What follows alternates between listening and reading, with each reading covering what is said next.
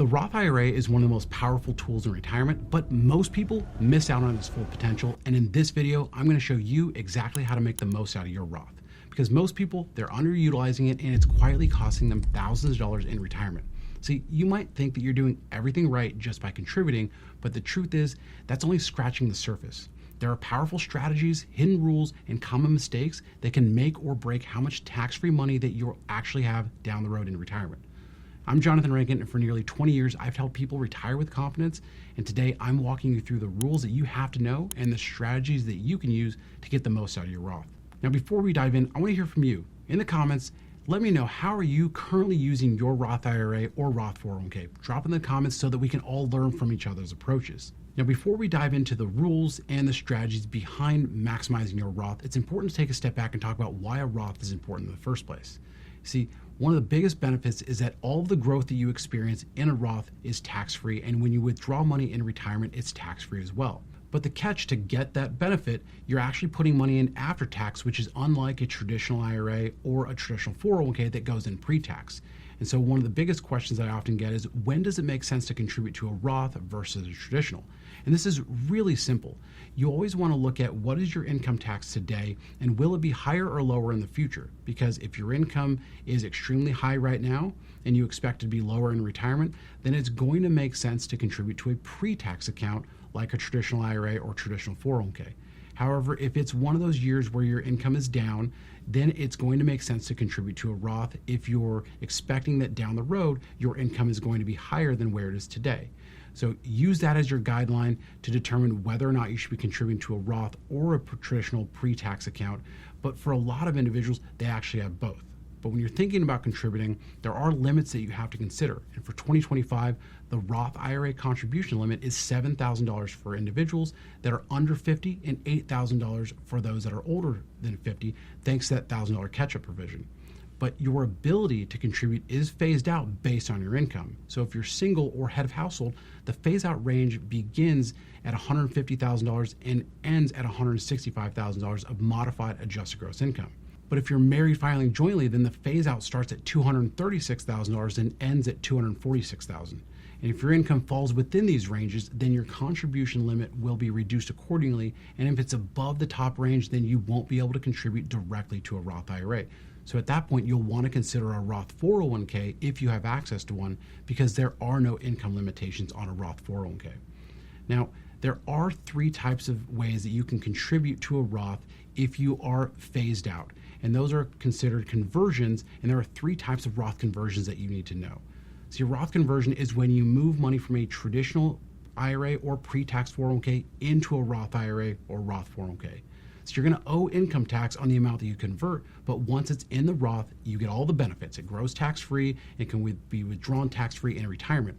And this strategy is especially useful in lower income years or when your tax rate is temporarily low.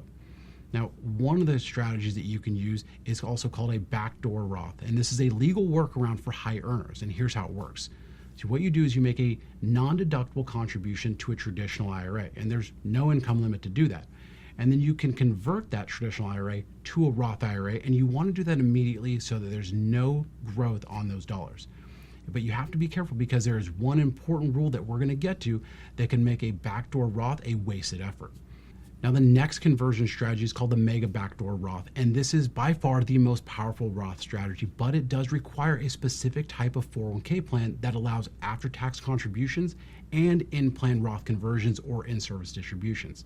And here's how it works. See, what you do is you contribute up to the total 401k annual limit of $69,000 in 2025 if you're under 50, and $76,500 if you're over 50, including that catch-up, and you use after-tax contributions beyond the normal pre-tax or Roth deferral limit, which for this year is $23,000, and then you convert those after-tax contributions to a Roth 401k if you're doing it in plan, or a Roth IRA if you're doing it via an in-service distribution.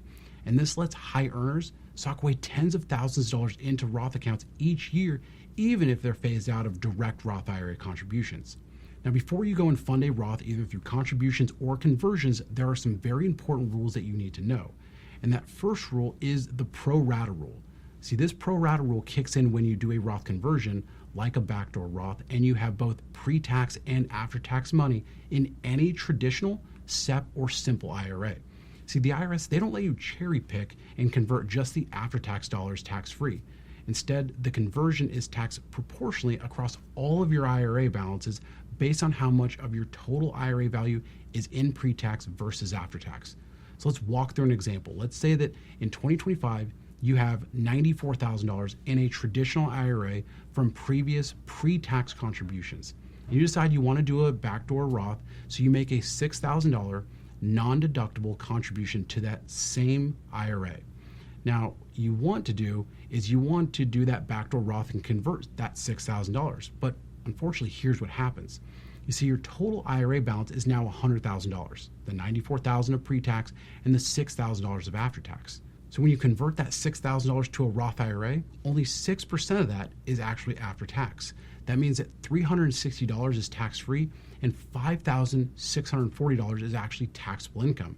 So instead of a tax-free conversion, you've just triggered tax on over 90% of it.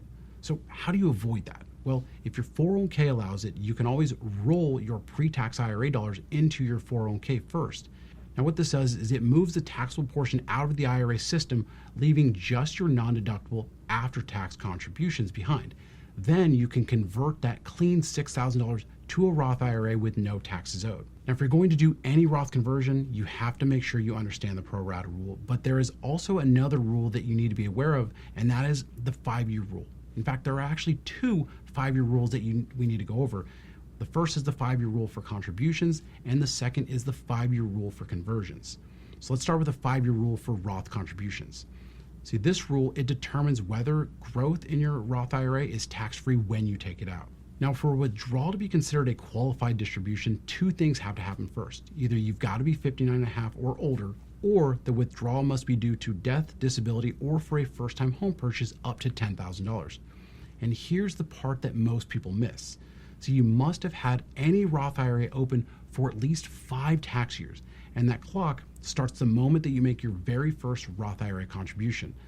Not every time you contribute, just the first time. So if you made your first Roth IRA contribution for the 2020 tax year, even if you funded it in April of 2021, that 5-year tax clock started January 1st of 2020, and once you've met that 5-year requirement for one Roth, then you've met it for all Roth IRAs because the IRS treats them as one aggregate account.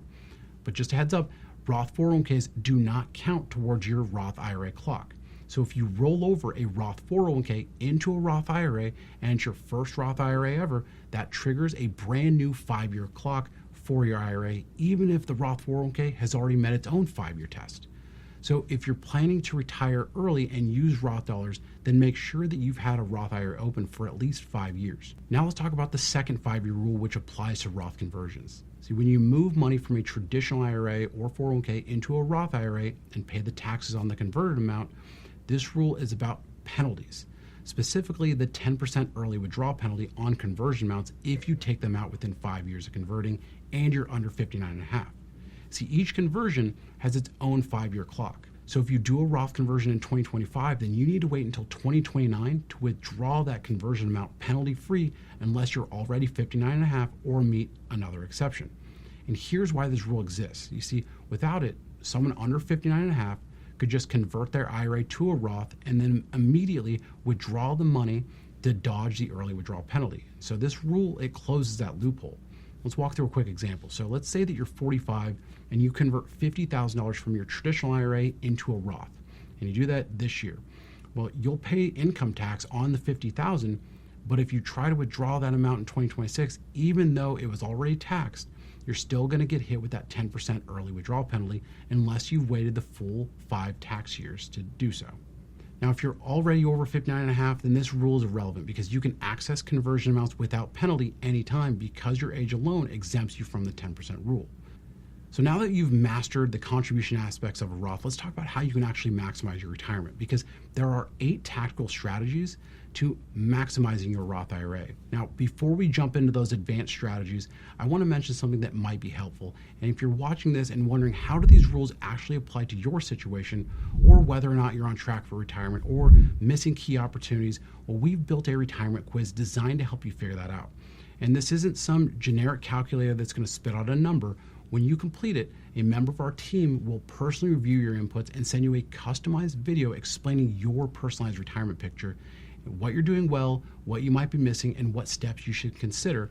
And it's all completely free. So now you'll find that link in the description below. So take that free quiz, and our team is excited to help you plan your retirement and make sure that you're on track. So now that we've got that out of the way, let's dive into those 8 tactical strategies to maximize your Roth. And we're going to start out with number 1, starting that 5-year clock immediately, even with a small amount.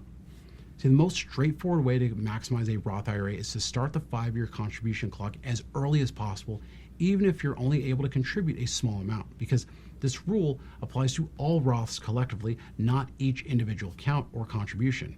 That means if you open a Roth IRA today with just $100, then the clock actually begins for all future contributions regardless of size. So once 5 tax years have passed, all future qualified withdrawals of earnings can be tax-free, provided that you meet one of the following qualifying conditions, like being over 59.5. But for someone who may not yet be eligible for full contributions due to income limitations, even a minor Roth conversion of $100 from a traditional IRA can trigger that clock. So this is an easy way to get ahead of the timeline and position yourself for long-term tax-free growth. Now, the next strategy is to use a backdoor Roth and start the clock early if you're a high earner. So for high income earners who are ineligible to contribute directly to a Roth IRA, then the backdoor Roth strategy offers that workaround, and it's a way to start that 5-year clock. So as we talked about, this is where you make a non-deductible contribution to a traditional IRA and then immediately convert that amount into a Roth IRA. Even if you don't plan to touch the funds for years, this action starts that 5-year contribution clock.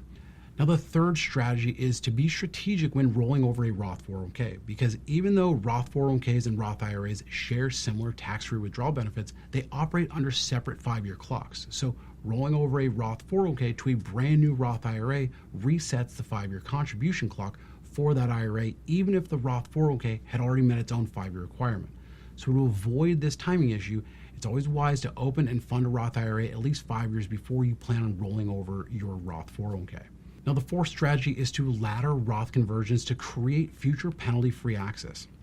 See, each Roth conversion has its own unique 5-year clock, and withdrawals of converted principal before that 5-year clock may be subject to a 10% penalty if you're under 59.5. So to use this rule to your advantage, consider staggering your Roth conversions over multiple years. It's a technique often called Roth conversion ladderings. This approach allows you to build up layers of conversion principal that will eventually become penalty-free each year, and it's particularly useful for early retirees who want to access tax-advantaged dollars before they reach 59.5. Now, over time, a well-planned conversion ladder can provide a steady stream of penalty-free Roth principal withdrawals, even if you're not yet eligible for a qualified distribution of earnings. And that brings us to the fifth strategy, which is ignore the conversion rule if you're already over 59.5. So that 5-year conversion rule only applies to people under age 59.5 because the 10% early withdrawal penalty doesn't apply once you hit 59.5. That means that if you're over that age, you don't need to worry about it at all, and you can convert as much as you want and access the principal whenever you want, regardless of when the contributions were made. Now, the sixth strategy is to use Roth IRAs for first-time home purchases, but make sure that you're planning ahead. See, Roth IRAs offer a unique benefit for first-time home buyers in that you can use a withdrawal up to $10,000 of earnings tax-free if the Roth IRA has been open for at least 5 years. That means that 5-year contribution clock still matters even if you're withdrawing for a home and not retirement. So the key is planning ahead. If you or a family member are thinking about buying a first home in the next few years, then consider opening and funding a Roth IRA as early as possible, even if it's a small amount. That brings us to number 7, which is open Roth IRAs for family members to start their clocks early. See, another smart way to leverage that 5-year rule is to open Roth IRAs for your spouse or adult children, as with your own account, their 5-year clocks start the moment that they make their first contribution or conversion. So even if they can only afford to contribute a small amount, that initial funding starts that timeline for qualified future withdrawals. And this is especially beneficial when it comes to inherited Roth IRAs. Because while beneficiaries are always exempt from the early withdrawal penalty, the earnings in an inherited IRA are only tax-free if the original account owner had been satisfied that 5-year contribution rule. So by starting your family members' clocks now, you can create multi-generational tax-free legacy. And that brings us to the 8th strategy, and that is consolidate your Roth accounts for simplicity. See, despite the multiple rules surrounding Roth IRAs, the IRS simplifies one part. All Roth IRAs are aggregated for tax purposes. That means you don't need to keep separate accounts for each type of contribution or conversion. Withdrawals are treated as if they're coming from contributions first, then conversions on a first in, first out basis, and lastly from earnings.